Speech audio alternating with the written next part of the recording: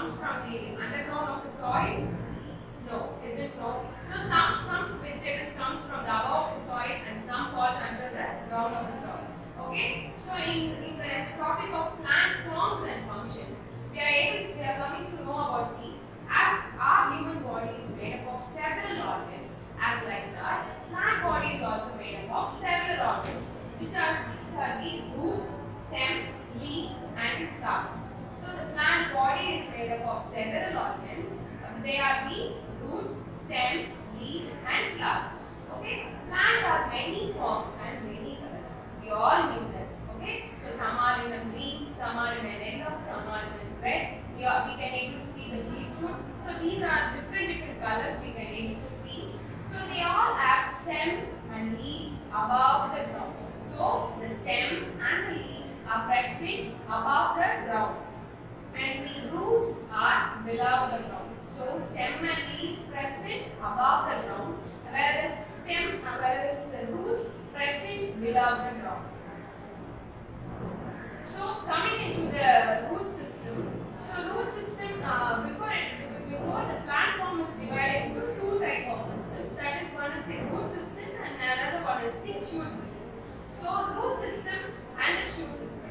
Whereas root system has one single root and the lateral roots arises from the root tablet. Okay. So whereas in shoot system we can able to see leaf, stem, node, fruits and flowers. Okay. So we are going to see in detail about one by one. Okay. So first one is the root system.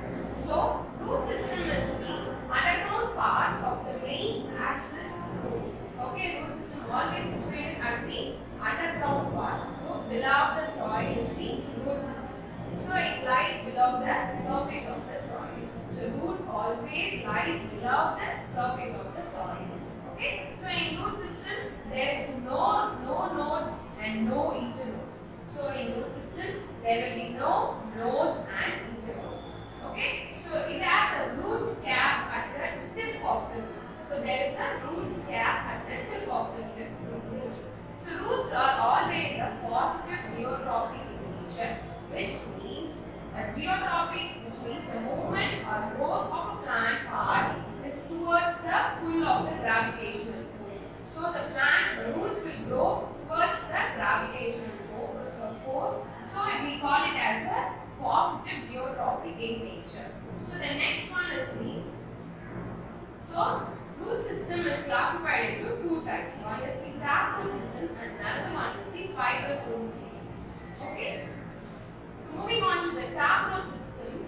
So as I told, root system always falls in the direct of the single root. Okay, taproot always falls at the single root.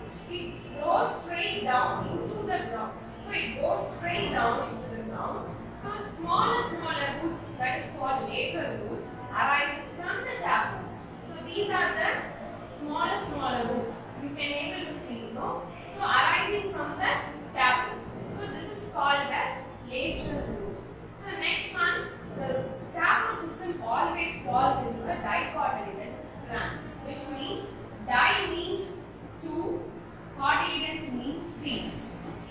So it is denoted as dicotyledons. The plants belonging to the dicotyledons are having two seeds. Okay, so the dicotyledonous plants example is bee, mango, and neem.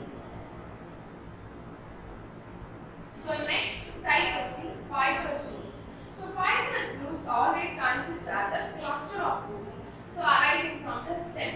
So this roots will be thin and uniformly sized. Generally, these type of fibrous roots are falls into monocotyledons, which means mono means one, cotyledons means seeds. So the examples for monocotyledons are grass, paddy, and maize. So these are the fibrous root system. It will grow in the stem. Okay, it's a cluster of root systems. There you can see the fibrous root system.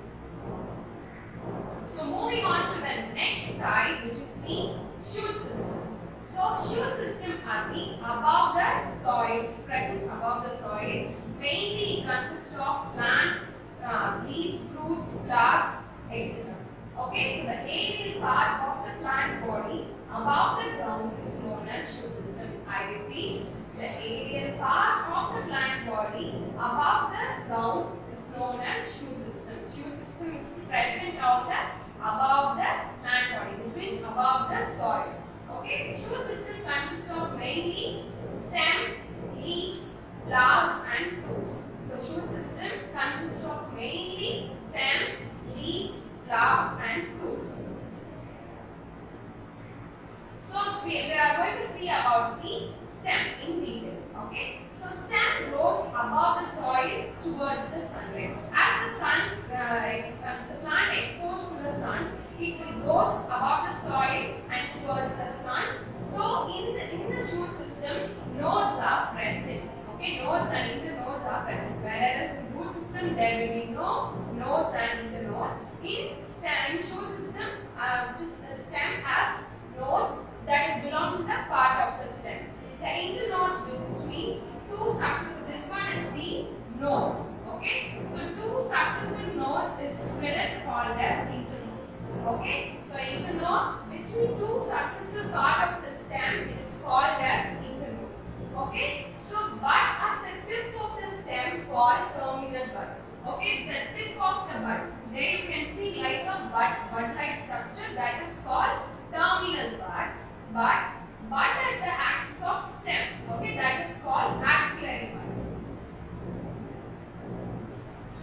Okay, moving on to the functions of stem is, stem will always support the leaves, branches, fruits and flowers. It will conduct or it will transport water and minerals to the other part of the plants, and it leads to a better growth for the plant, and it also stores food. As we all know that plants prepare their food by their own. So plant will also help in the form of the growth of the other parts of the plant.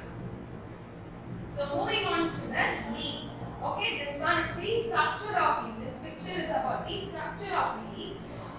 So the flower or leaf stalk is called as petiole. So there you can see this one is the stem.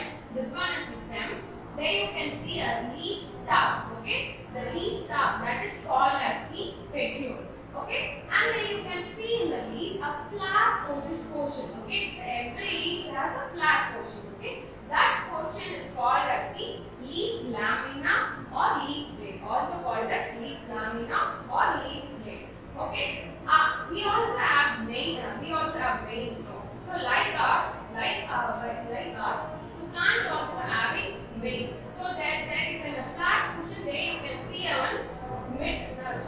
thick vein that is called main vein, that is called as midrib. Okay, so the next one is from the midrib there are lateral veins are arising from the midrib. Okay, so the lateral growth are called as the stipules. So from the stem there will be a small lateral growth that is called as stipules. Okay, so I brought some questions to you. Why leaves are green in color? Yes, because of the presence of the pigment which is named as the chlorophyll. Okay, the pigment name is the chlorophyll. The presence of this chlorophyll pigment, the leaves are in a green in color. Okay, so the next process, we all know that plant prepares their food by their own. Okay, how it is preparing its food? So there is an ultimate hero of the plant is the leaf of the plant is the stomata. We can able to see in the leaf a small tiny pores in the surface of the leaf, that is called stomata. Through that tiny pores, plant prepares their food. Okay, so the oxygen get out of the plant and the carbon dioxide get inside the plant. So this one is the oxygen get inside the plant through the tiny pores, that is called stomata, and meanwhile the carbon dioxide gets inside the plant, and meanwhile oxygen and water will liberate as well as the tiny pores. Okay, so the three main functions of leaves are move oxygen and carbon dioxide in and out of the plants during the process of transpiration. So oxygen get out of the plant and carbon dioxide get inside the plants. Okay, so evaporation of water to move more water up from the roots. So as the water quantity is more, so it gets liberates. So the capture of sunlight for photosynthesis. You all know that through the photosynthesis process, plants prepare their food. Okay, so through the capture of sunlight, it prepares their own food. Okay. So before into the next topic, I would like to ask some questions. How do we classify the plants? Yes, based on the class, plants are classified into two main groups, which one is the flowering plants and another one is the non-flowering plants. So based on the class, plants are divided into two main groups. One is the flowering plant and another one is the non-flowering plants, and additional to that due to the habitat. Okay. So what is habitat? Habitat is each and every organisms need a place to live or to produce. I repeat, each and every organisms needs a place to live or reproduce. So such a dwelling place is called as the habitat. So habitat ranges from the depth of the ocean to the highest of the mountains. So we are moving on to the habitat of plants. So there are two types of habitat. One is the aquatic habitat and another one is the terrestrial habitat. In aquatic habitat, the areas were permanently covered by the water, entirely covered by the water. In that we have divided into two groups. First one is the freshwater habitat and another one is the marine water habitat. So it is because of it is entirely covered by the water, it goes along that. Freshwater habitat includes river, lakes, ponds and pools. So the next type is the terrestrial habitat, where the places were covered by entirely vegetation, cities and all. So the first topic in that is desert. You all know that desert is the driest place on the earth. So the next one is the grassland, where the vegetation is entirely covered by the grasses, and the third one is the mountains. So we'll see one by one in detail. So aquatic habitat. The first type of habitat is the aquatic habitat. So when we visit a pond, we see some plants appear to float on the water, right? So one of the common plant is on the water plant is the lotus. So the leaf of the lotus appear to be float on the upper side of the water. So the stem of the lotus will inside the water. No. So can we call it as lotus as aquatic plant? Yes. So aquatic habitat includes areas that are permanently covered by water and surrounding areas are occasionally covered by water. So I repeat, aquatic habitat includes the areas that are permanently covered by water and the surrounding areas are occasionally covered by water. In aquatic habitat, there are two types of aquatic habitat, freshwater habitat and marine water habitat. So, freshwater habitat. Okay, so the freshwater habitat includes river, lakes, ponds and pools we saw in that picture itself. Okay, so in these plants, roots are very much reduced in size. So in freshwater habitat, plants have reduced size of roots, and the stem and leaves have air chambers that will allow the aquatic plants to float in the water. So we have one question, right? How the plants are float in the water? No. So this is the reason. Stem and leaves are air chambers. So in the stem and leaves there is an air chamber. Because of that, allows the aquatic plants to float in water. Okay. So for the example of freshwater habitat is water hyacinth, water lily, lotus, etc. So the next one is the marine water habitat. So in marine water habitat, we all know from the earth is a blue marble. No? So because of that, 70% of Earth's surface is covered by the oceans. Okay, so the Earth is covered by the ocean about the 70%. So the marine plants performs about 40% of all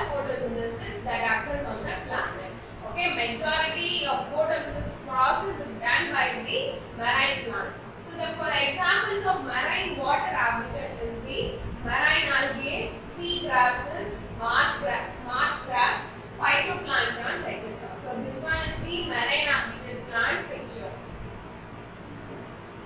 So moving on to the another type. Okay, another type. The second type of habitat is the terrestrial habitat. No. So the terrestrial habitat found on the forest, grassland and desert. Okay, it also includes the man-made habitat like farms where the agricultural grows, towns and cities. So terrestrial habitat is divided into three types: forest, grassland and desert. Okay, next we'll see about the forest habitat. We all know forest is entirely covered by plants and trees. So large area dominated by trees. So there are three types of forest. One is the tropical forest, temperate forest and the mountain forest. So here the annual rainfall ranges from 25 to 200 centimeters.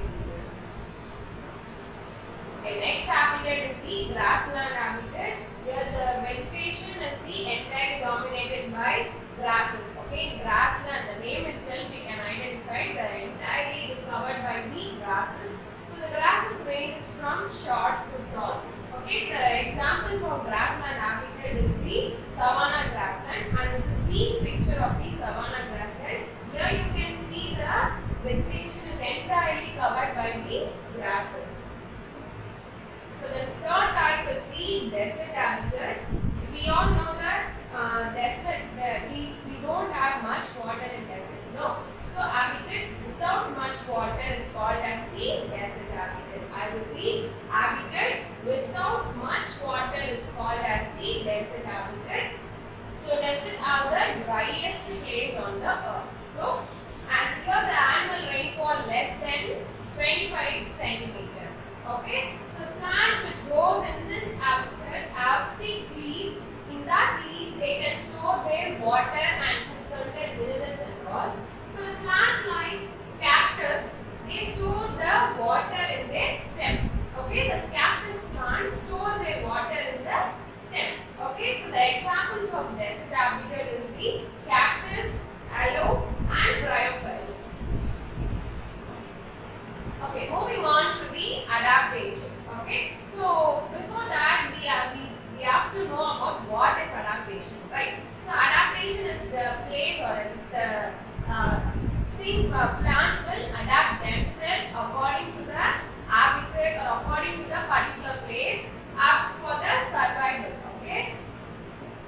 So the first adaptation is the tendril climbers. Okay, tendril is a twinning climber. Okay, it will a twinning climbing organ of the some weak stem, and plants like peas, bitter gourd have some weak stem, right? So here the adaptation is the tendril coils around us, coils round to another plant for the support and helps the plant to climb. So then here you can see some weak stems, right? So the weak stems coils around with another plant for the support. Okay. So the example for tendril climbers is the sweet peas, which is called as the lathyrus. So here the leaflets are modified into tendrils. Here you can see the leaves are modified into tendrils, though it is coiled around. Okay. So the next one is the twinners.